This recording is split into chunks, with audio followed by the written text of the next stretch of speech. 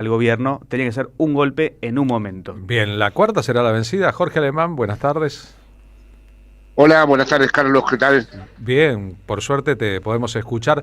Estás en un bar en la ciudad de Buenos Aires. ¿Nos ayudás a pensar? Sí, no tuve más remedio, tenía que venir a una cita y bueno, se me hizo la hora, pero es un gusto hablar con ustedes. ¿Nos ayudás a pensar un poco qué pasó en la elección de ayer? Bueno, debo decir que estoy dividido con respecto al tema, dolorosamente dividido, porque hay una parte en la que yo no esperaba esto, pero hay otra parte en donde, como estudio este fenómeno a nivel mundial, me parecían que había las suficientes señales para entender que esto podía ocurrir. O sea, hay una enorme cantidad de sectores de la población desconectados definitivamente de la historia de este país. Hay agujeros simbólicos que ya no se han reparado más.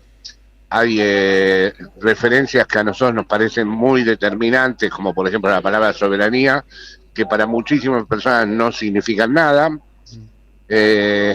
Bueno, todo el trabajo que han hecho los dispositivos neoliberales en estos años, en sus distintos modos de construcción de subjetividad, se han ido cumpliendo. Y la idea de que es necesario sacrificar una parte de la población para que esto cambie está inscripta en muchísimas personas, incluso siendo ellos parte de la población sacrificada y atentando contra sus intereses más vitales. Porque he podido comprobar de nuevo, una vez más, lamentablemente, que muchísimas personas vulnerables, carentes de recursos, han votado esto. Entonces estamos frente a un fenómeno que es distinto al antiperonismo de la clase media y al fenómeno de la oligarquía contra el pueblo. Hay algo que es una suerte de neofascismo mundial que tiene en cada país su modalidad, su propia singularidad de existencia. El de aquí es especialmente duro, además. Por eso la ultraderecha mundial lo festeja tanto. Y bueno, me parece que estas son las circunstancias principales que puedo añadir. Y hoy mismo veía entrevistas a pie de calle, donde muchísimas personas esperando el autobús y diciendo que llegaban hasta fin de mes, decían que ellos esperaban que en estos próximos 2 años las cosas cambiaran. Bien, parte de la santa inocencia de mucha gente. Pensando, ese es el panorama, es perfectamente compartible todo tu análisis. ¿Qué solución hay para una coordenada como esta a tu criterio?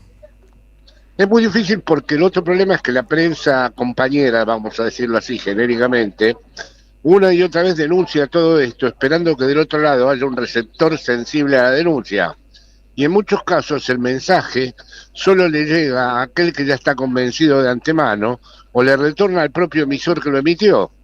Y por lo tanto el efecto, yo escribo un texto todas las semanas, pero estoy convencido de que solo me lee el que ya tiene la disposición previa de leerme y estar más o menos convencido. Y si tengo críticas durísimas son de mi propio campo, no, o de los trolls. Pero esto no está, están bloqueados los espacios. Están bloqueados los espacios en donde se pueda configurar algo así como una experiencia popular. Y eso sí es mucho más grave, porque para esto no hay receta. Esto aquí sí tendrían que aparecer nuevos tipos de militancia, nuevos tipos de situaciones históricas, terminar con el yugo maldito de las internas dentro de lo que se llama peronismo, o dentro del movimiento nacional y popular. Y nada de eso parece tan fácil o tan próximo en este momento. Mi compañero Pablo Hacker te quiere hacer una pregunta, Jorge. ¿Qué tal? Dale. Jorge, yo tratando de dar algunos apuntes, pensaba un poco en el término, el tilinguismo, el tilingo. No sé si está bien eso, no sé si está bien enojarse, creo que no, pero a veces siento que esta idea de estar tutelados por Estados Unidos, que a muchos nos pone la piel de gallina, porque hemos sabido de la Escuela de las Américas a esta parte y mucho antes también lo que significa que seamos el patio trasero de Estados Unidos, para muchos quizás eso es algo positivo. O sea, nosotros me refiero Bueno, a... estás dando perfectamente un ejemplo de lo que he pensado. Días atrás todavía estaba en Madrid y escuché, cuando pasó esto con el energúmeno de Estados Unidos, decir cómo se equivocan, no conocen el antiamericanismo del pueblo argentino. Mm, Bueno, ese es un supuesto metafísico. ¿Dónde está el antiamericanismo del pueblo argentino? mm, mm, Lo hubo, pero hay que ver si existe ese mismo pueblo, existe esa misma identidad, existe ese mismo concepto. Por supuesto, la palabra antilingo la designa muy bien, mm, pero es como se ha vuelto muy volátil los límites de esa categoría, mm, mm. porque resulta que la idea de que la cosa está asegurada o que el dólar no se va a ir a un lugar horrible, afecta a sectores no solamente medios. Claro. Es decir, hay una pseudo gobernabilidad en también esas cosas. Yo vi la operación cuando vi que Trump lo salía a bancar como nefasta para nuestro proyecto. Mm. Mucha gente la vio al revés, dijo, ahora se ven todos los trapitos al sol, confiando en un sentimiento popular de la Argentina que a lo mejor no es de la misma dimensión hoy. No, o de esa la, confianza, o de la- o de- esa confianza, sí, o sí, de la perdón. o de la misma proporción. Quería preguntarte si conservás tu diálogo con Cristina Fernández de Kirchner.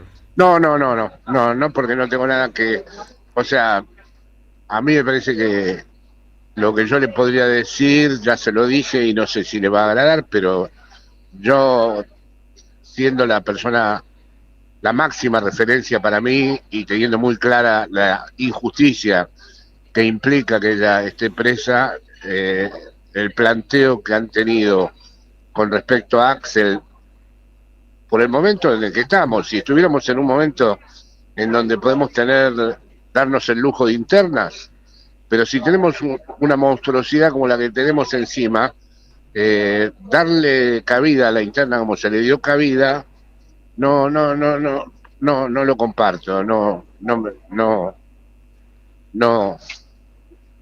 o sea que me encantaría hablar de esto con ella, pero no sé si se podría dar. Si miramos un poco el mapa del mundo, como has insistido dos veces al principio, no es un fenómeno argentino, sino en la Argentina se nota la forma más dura de un fenómeno mundial. ¿Cómo es en España, en Italia, en Francia, en Europa donde vivís ese fenómeno? ¿Por qué es más blando o es distinto del fenómeno de la ultraderecha empoderada en la Argentina? No, las ultraderechas tienen un objetivo, así como acá el objetivo es la población vulnerable y tratar de generar un mundo que sea un mundo de los ricos y en donde los pobres no tengan capacidad de decisión, en eso coinciden. Lo que pasa es que la ultraderecha agita más la bandera de los extranjeros, la bandera anti-inmigración, pero después en esencia ese mismo lugar que son los inmigrantes acá lo podrían tener los sectores vulnerables. Claro. Es decir, la cuota de racismo la comparten, digamos, ¿no? Lo que yo ya tengo más dudas es que las ultraderechas europeas se atrevan a ir tan lejos con el desmantelamiento del Estado que hay aquí. O si lo hicieran, tendrían que hacerlo de una forma más lenta. No encontrarían, por ejemplo, la política que hizo el tipo con los jubilados, o con los discapacitados, o con la salud pública, o con los medicamentos. Bueno, son puntos en donde las derechas conservadoras clásicas también fueron precisamente conservadoras y no tocaron demasiado eso. ¿Y por qué pensás que en una sociedad como la Argentina, que se autopercibe como tan revulsiva, tan de salir a la calle, de protestar, ha sido posible? Porque aquí la pandemia, que ha sido un cruce mundial del umbral y que introdujo el delirio y la política en la paranoia, o sea, las dos cosas, el delirio se introdujo a la política y la política se introdujo en la paranoia, acá tuvo efectos devastadores. O sea, primero tuvo una lectura positiva y al tiempo en Argentina es como si hubieran ganado los negacionistas, los que quemaban las máscaras. han ganado, de verdad. Sos psicoanalista lacaniano. ¿Qué significa ser lacaniano a esta altura del siglo XXI? Bueno, significa seguir insistiendo en que podría haber situaciones de mucho malestar y sin embargo que haya una población que no transforme ese malestar en un proyecto transformador. Si me permitís una respuesta política a esta definición, ser lacaniano quiere decir, cuidado que no hay una gota que va a derramar el vaso de agua, que puede haber una gota, otra gota y otra gota, y no emerger ningún sujeto, porque en el propio malestar se goza, y esa palabra goce es una palabra maldita porque no quiere decir para nada bienestar o placer. Entonces hay muchos sectores, no me refiero al que está ya en una situación extrema, pero hay muchos sectores que están francamente mal, pero son capaces de destruirse a sí mismos con tal de destruir al otro. Es verdad, como buen lacaniano citaste un texto canónico de Sigmund Freud, El malestar en la cultura. Ese es para mí el texto político más importante de Freud y uno de los textos que fue clave para el acceso a Lacan, ¿no? Hay un malestar en la cultura, ahí Freud habla de los bolcheviques y dice, cuidado, no dudo de que ustedes pongan en orden las cosas económicas, pero hay ciertas tendencias humanas que no van a poder ser gobernables en el sentido clásico del término, que hay que reconducirlas simbólicamente. Y, por ejemplo, nosotros no tenemos, desde un tiempo a esta parte, las estructuras simbólicas que serían pertinentes para reconducirlas.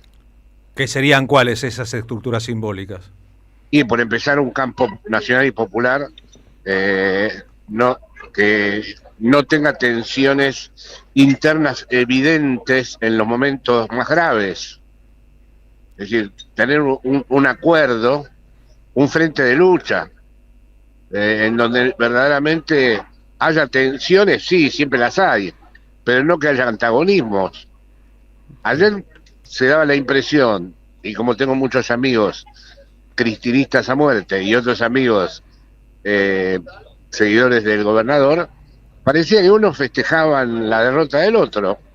Esto no, o sea, me hizo daño, me fui a mi casa amargado. Mucha gente se habrá ido a su casa amargada, pero hoy es el día siguiente y hay que salir del estado de la amargura para entrar en el estado de la, por supuesto, de la reflexión siempre. y el pensamiento, porque se trata de una elección y cuando uno va a una elección, como el partido de fútbol de la selección sin Messi, se puede ganar o se puede perder. Claro, con la diferencia de que de la derrota en el fútbol uno se recupera muy rápido porque ya viene el próximo partido y acá la próxima elección es en 2 años.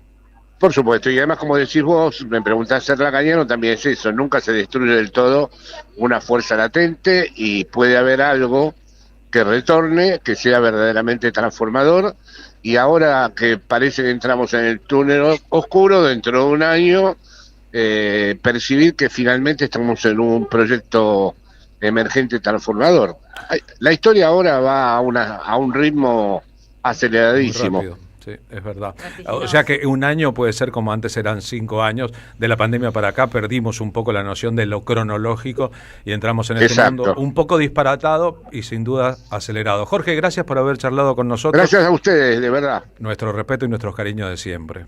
Gracias, sí, gracias por venir. Jorge Alemán, dijimos, es necesario pensar y reflexionar, nos ayuda a todos a hacerlo. AM 530.